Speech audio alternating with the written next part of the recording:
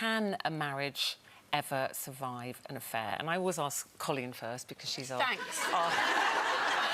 No, not for that reason. Because you're our agony aunt, and I know you do get a lot of letters about this. And you know, do you think it can survive? Do you know stories? Well, I know stories where affairs have happened and the couple have gone on, and 20, 30 years later still blissfully married. And I know people that just can never get over it. And I think it depends massively on the circumstances of the affair and whether it's an affair, because I do think there's a difference between an affair and a moment of madness and like one night. So do I think... I mean, I've got friends who, you know, like I said, 30 years ago, he had an affair and I thought, that's it, it's over. But they're happily, probably more happy now than they've ever been.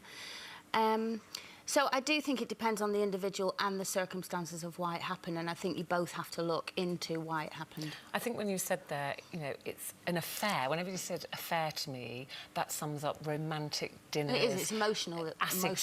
Assignations, holding hands over a candlelit table. Eamon would not be that brave. Literally. I mean, you don't even have to ask me what I think. You know, would our marriage survive? No. Yeah.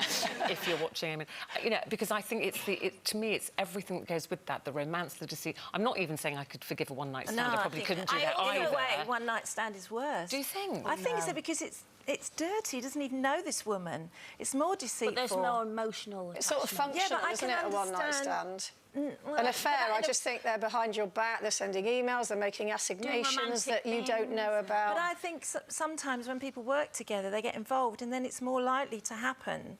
I think a one-night stand, a man's gone out and just doesn't give a stop for you, you know. So would you be more likely to try and forgive an affair? Because you think, well, he was emotionally involved? I think I probably would, actually, but I don't think I'd forgive him for either. He'd be out.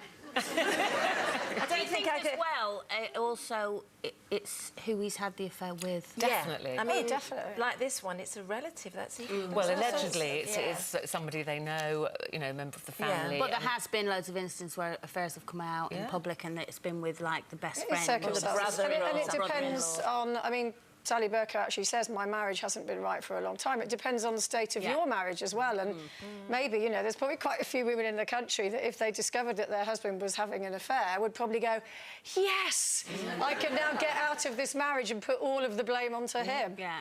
I think as well, when children are involved, people often try harder, don't they? Yeah, if you've got and I think anyone that says he would be mad to take me back, he would be mad to take her back. But because I think that's kind of saying, I'm not going to change. Yeah, she actually says in there, I don't know if I want to be forgiven.